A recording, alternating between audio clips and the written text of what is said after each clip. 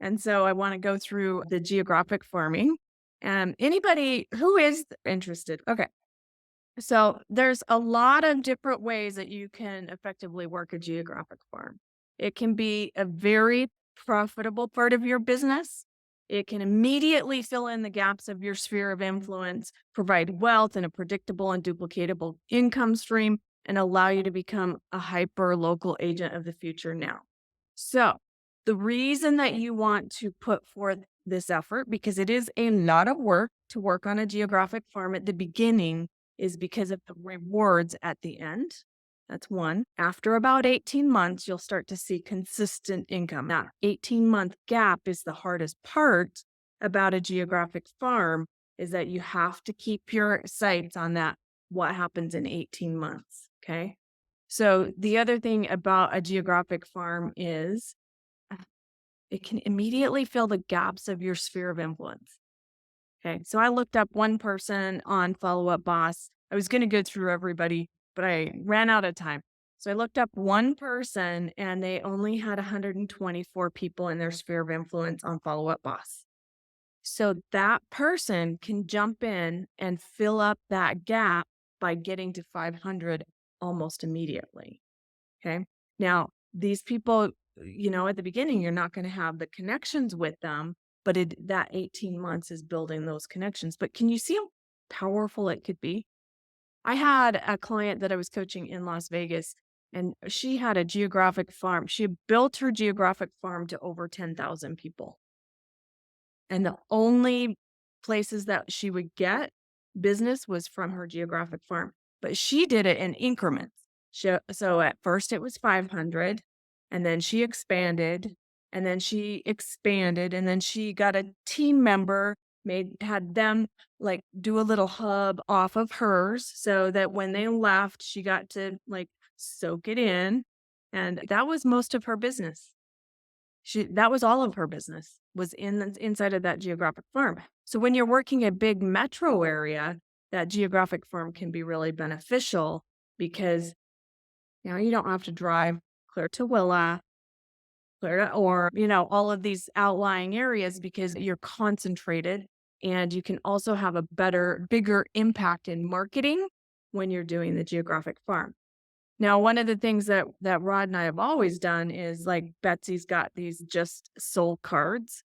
So when you're doing open house or when you get a listing, we've created small pockets of geographic farms. So that's how Rod and I do it. So but only the people that we connect with when we do the just listeds, just solds, and the open houses are the ones that go into our actual database. But this way, you'll be putting everybody in there and making sure that you're constantly communicating to them. So let's look at the two main keys of working a geographic farm successfully. And number one, it's consistency of contact. You got to have the homeowners hear from you or see you or receive something from you on a very regular basis. Okay. They usually start there with like a mailer because I'm guessing you get the physical addresses and not where you start. Yeah, I'll go over the exact system here in just a second. So yes, that's part of it for sure. Okay, so in your head that we need to make sure that you've got that consistency. This is the hardest part of the geographic farm because you get busy, and if you don't have the structure set up, then it's easy for you not to follow through with your geographic farm. And then you're just like, yeah, I'll just work on for sale by owners and expired. Key number 2 is to bring value. You've got a lot of expertise and knowledge in the real estate, in real estate. Let me say that again. You have a lot of expertise and knowledge in real estate. You want to become known as a hyperlocal expert by bringing value and service to your farmer. So don't discount yourself. It's like you are in this business, in this industry. You're working it every single day. You have value already. So you don't necessarily have to come up with something like, I'm going to discount my commissions or I'm going to give away CMAs. I see that one a lot. We've seen 3 people try to drastically cut their commissions that have been trying to get into our neighborhood and our area. But you don't have to do that when you're bringing value. Just remember, you're in this business, your farm people are not. So they need your knowledge. So I wrote this whole thing out. I said, before we outline the ideas that were the system, we're going to have that proper mindset. So we've been talking about this, but you really want to make sure that if this is a lead generation source that you want to tackle, that you're really going to do your plan. You're going to set your plan. You're really going to do it. Okay. So a lot of agents are going to send out, and you've noticed where you live that you'll get one mailer and then nothing. So we just don't want to do that. If you're going to really truly adopt a farm, you want to really work that farm. You provide that personal service. You're really going to get to know the people in the area. You're creating relationships. You got to figure out how to know who's thinking about moving and how do you do that, right? So we're going to tell you a couple of things of how you are going to do that. You want to be personable and get people to know who you are and what you do. Because right now they don't know who you are. You've got to outwork that competition because there's other people that are going to be fighting to get into your farm. And any agent can leave flyers, any agent can send mailers, but it's really going to take time to make the necessary impact. Now, I heard a report. Do you remember this report? We were talking, when I start talking about it, you're going to remember this, Rod. So we had a report. I was trying to figure out who did it, but I can't remember. And they looked at a geographic farm area. And before they started marketing to it, they said, okay, so they took a poll out of all of the people that were in the area. Who is it? Who was your last agent? And would you use them again? So those were questions that they were asking. And what they found out is that, a lot of people remembered their agent. Some of them didn't, obviously, because it might have been a while, but they all said, yes, I would use them again. Then they took 6 months and that only mailed to them, and they mailed a fake agent out. Do you remember this now? No, because the company members on it was working. Yep. Yep. They were just testing. So they mailed a fake agent out, and they mailed them every 2 weeks, and it was 6 months. So they got 12 mailers, and then they repolled the neighborhood, and 80% of the people said they'd use that fake agent. Consistency of contact, just mailers, and they were all fake. And he was a fake agent. Can you imagine when you add the different layers, what impact you can have? Number one, this is your system. Now that we have that mindset, it's a long-term play. This should be something that is underlying in your business. Choose your farm. Okay, so you're going to pick anywhere between 500 and 2,500 homes. If you want to have a little bit of help and guidance with where to choose, you can definitely connect with us. But you definitely want to look at a place that you like. That's number one. It can't be a neighborhood that when you drive in or walk through that you're just, it's just because it's around me or whatever. It's not that. You also want to check the MLS and make sure that there's a high turnover rate. Do you remember the percentage? You really want about 8 to 10%, but it's the range in which really. It's really hard to judge that. So I just do the square around the area and then just look at sold for last year. This is really what I do. So I'll just look at all statuses, and you'll see you can kind of do a quick absorption rate with a year instead of 6 months to see what the absorption rate is. That's what I do. And then also with that same list, look and see if there's one agent that has the area, like they've mastered that market. Because if there is a really strong agent, you may want to shift your area. You may want to move it over.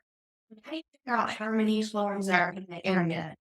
you're just going to get for you. Yeah, there's a couple of different ways. Title company will do it. You can send me your little map and I can draw it on our neighborhood list in Mojo and Oh, get the count for you that way. I did that last week and pulled Ivory Crossing and we had like 349.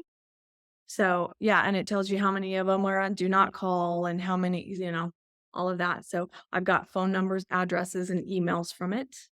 So that really helps. Yep. So I can definitely help you pull that. When you've kind of chosen where you want to be, we can jump on Zoom and do that for you. I would recommend that another thing that you want to do, if there is an agent that's dominating, you can take over their business, that business, as long as you're consistent. But I noticed when we moved into our area, there was one agent that she was a member of the church and went to church regularly, and she had every listing that came up. She's no longer anywhere to be found. Now it's everybody, you know? So you can take over the business. Just because there is somebody there that's dominating doesn't mean that you don't have an opportunity if it's an area that you really like. Don't pick more than 1,000 houses, guys. Start small and then like it's too expensive. And if it's too expensive, you're less likely to be consistent and start small, just right around. And then maybe in a couple of months, once you've gotten this geographic farm under your belt, then you can add more. And the newer agents tend to do better in lower end markets. So don't. And the other thing is you want to pick a farm area that you are planning to that's close to you.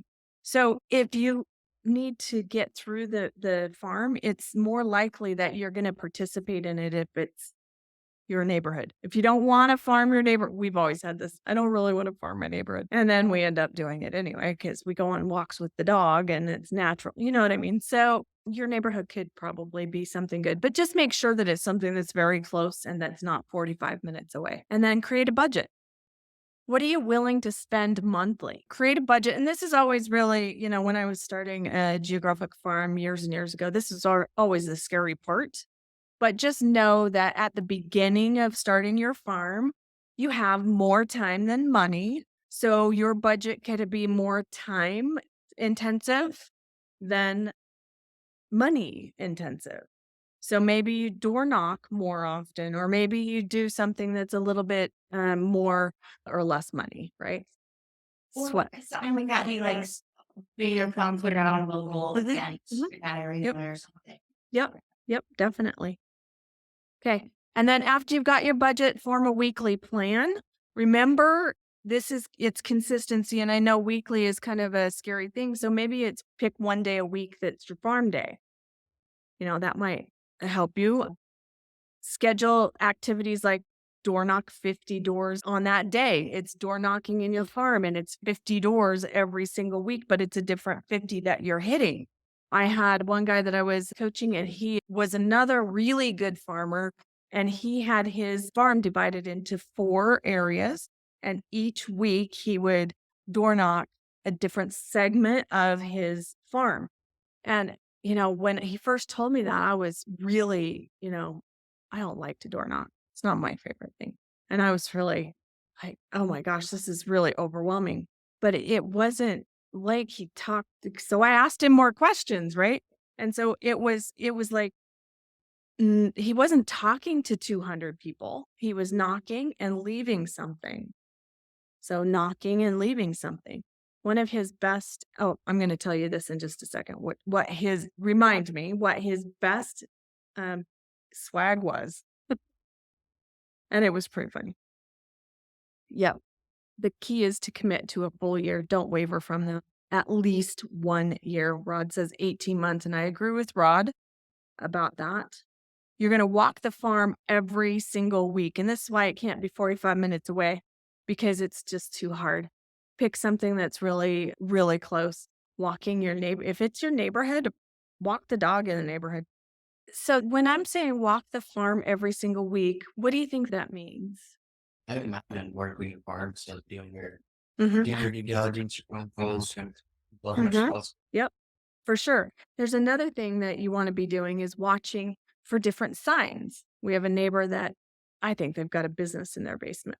But ever so often, they have these huge dumpsters out front. So it makes us wonder, are they moving? Are they remodeling so they can move? So you'll start to see different things in your neighborhood if you walk your neighborhood a lot. And if it's a hot market with low inventory, definitely door knocking and telling everybody that you want to be able to pick your next neighbor, right? One note here is it's highly recommended to knock it first before mailing. Would you agree with that? Yeah. This was several years ago. We had lots of sales in this community. It's by where we live, so it was close enough. But when we knocked it, it was a horrible experience. Condos? Yeah. It was a horrible experience. So kind of glad that we didn't choose that as our Well, we got knocks every week by a different agent that's trying to farm in that area. All just so they will be able to us. But we wouldn't have found that out if we hadn't knocked the neighborhood first. So that's why the guy breaks it up into 4 different spots because if you're doing it once a week and not doing that regularly, it's Oh, hard. Yeah. This. Yep. Yep, exactly. Well, that leads to number 5, take great notes on everybody you talk to.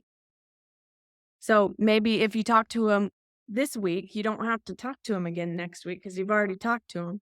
So where can you take great notes? There's that door knocker app through Mojo. There's several different door knocker type apps that you can make notes in. You can also make notes in Follow Up Boss. Some of all the ones I've downloaded, that's the easiest. Yep.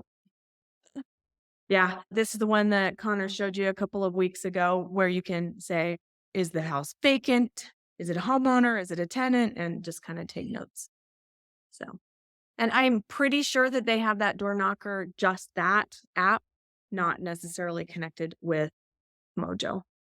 Leave something for your farm at least 1 to 2 times a month. And I wanted to say this, save that coaching client, his most effective swag gift.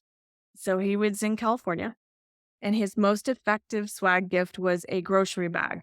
It was right after they changed the laws where you can't have plastic bags or nobody's giving away plastic bags at the store. And so he gave away a little grocery bag, a little reusable. In about 3 months, all of the homeless people in the area it was further from his farm, he would see his little red bag. It was pretty funny. So, but he says he would go to the grocery store and see his bag. And so, yeah, so that's pretty clever. So leave something for him at least 1 to 2 times a month. Now, this could be your mailer. This could be WAG. We do have you got Luke's Locker. So you've got Your Next promo stuff and Taylor Communication stuff that you can find. And this is Next Home Internet. Here's a couple of things. The little doggy bag. Maybe you take those to the dog park if you have one near you. Notepads, calendars. That's a magnet. The Love is a magnet. They have lots of little things. They have lots of little quick ship items, and they're pretty inexpensive. So, Like your name. on some of them, yeah. It depends on if it's a quick ship or if it's a longer, but down at the bottom on that notepad, there's room for all of your stuff. So, yeah. So that's kind of fun. Already done. Oh, this one is the postcard that Rod and I are sending out. Let me see if I can move this. It's from Corfact. And this is the one that we'll be sending out in May. So this one's called The Blind. Oh, I can't remember the name of the series. If you're interested in this series, let me know and I'll point you to it. It's a jumbo card. It's in Corfact. I was able to, because it's a single person, and I was able to put it Rod and Melody, and I was able to update whatever I wanted. So I was able to change that. If you do use Corfact, make sure that you ask me for a link where you want it to go. If you're doing a home estimate, their home estimate goes to a place that doesn't give you a home estimate. So we need to create a link for you to do any farming card. We can create a link for you that goes directly to HomeBot with your name and, all of that stuff. So we'll just make sure that we help you with that. So those are cute, right? They've got a dog and a turtle and just different things that kind of stand out because you don't have much of a time to to make an impact. Okay, so host a party would be another one. Do it right. Make sure that your party is a good one. Have music.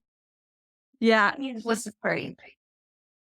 Yeah, an event of some kind. We have a friend that he does a party every single year. His is a client appreciation party, but it's also for current clients and sphere of influence and everything. And he does a big, huge fireworks 4th of July party. In fact, I've gone to it and it's monstrous. It's 3,500 to 4,000 people. And he spends 10 grand probably on fireworks. Like this guy goes all out, bouncy houses, hot dogs and hamburgers and like food and Brands the party. It's like so and so rib stage. yeah. Yep. There are other ones like some really popular ones in Florida. Mrs. Bonds are working with where they went down to the ocean and then invite her to go to the local park in the thing and bring your dog and location. They teach them a few commands and teach you how to work with your dogs. That's a really fun one. And it's easy to invite, just a door knock or the door, hey, on Saturday at 10 o'clock work or 45 minutes from Now you have an excuse to hand out the poop bag. Here's the poop bag. Come to my event, and it doesn't have to be super extravagant like Jimmy's, but, anything where you're just getting to know, giving them a gift of here's something that I've put together. Right. So, yeah, I think the dog thing is just really cool. And we have a dog trainer if you want to borrow one. She lives in Harvard. Yep, she'd do it in a heartbeat event. Events are in just a second. Every time that you take a listing, hold at least one big open house. So Rod always says it this way: do whatever it takes to get the first listing in your farm. If you got to do it for free, do it for free. No, don't do it for free. There's marketing costs. But make sure that you get at least one saleable listing and then just blast it everywhere. Leverage it. I have a client in Arizona that in her farm, not when she gets one that's outside of her farm, but inside of her farm, she gets a taco truck every single time. And now, like something that attracts everybody in the neighborhood. And now everybody in the neighborhood I'm not going to use anybody else because they want the taco truck. So how did they do it? When they do their open house, they just invited the taco truck to come sit in the park? You know what it is? They subsidize it. They'll pay for They pay. tacos. So sometimes they can run you 15 $20. The people show up. But at the same time, they're like, hey, we'll cover tacos. I mean, that's one of those where you plan 2 weeks in advance. You spend 10 days in the farm, knocking everything, doing all kinds of inputs. Guys, we're doing this. It's going to be awesome. Show on.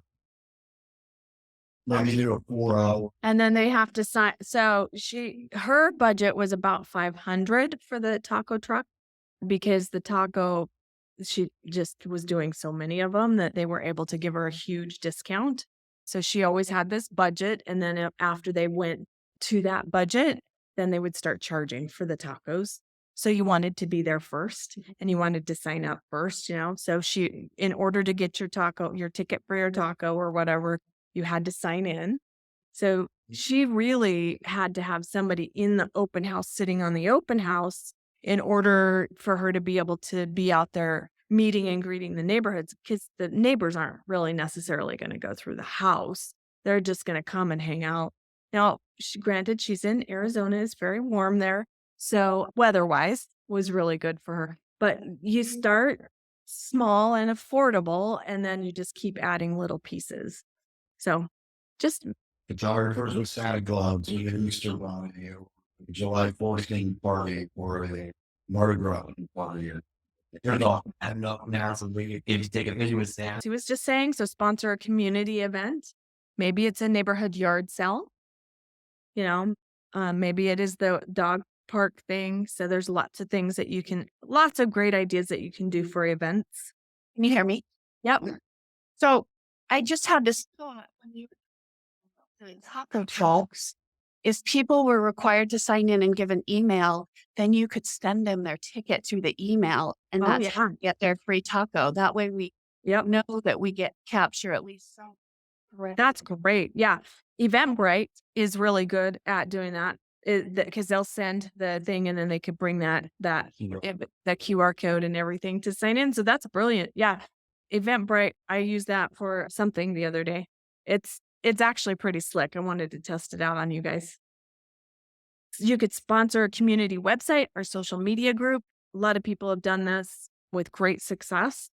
I don't know if they're overdone in your community, but you can check. Nextdoor is also another place that you want to, make sure that you tap into that. Make sure to always look and act professional. Don't go to the grocery store in your sweats and grubbies unless you're going to the Home Depot. So, yeah. Yeah. Well, and the only reason I say that is because I just listed a house in Hiram and their next door neighbor still has their Christmas lights out. Don't be that guy. It looks like a graveyard now. Okay. So, successfully working a farm is going to require consistency. That's the key to success. As you can see, it's going to take a commitment. It's going to take some thought, some prep, and some planning. And just think, you have a geographic farm that's close to you, but you also have your sphere of influence that you can invite into those events and those things so that you're actually utilizing all of your efforts are going to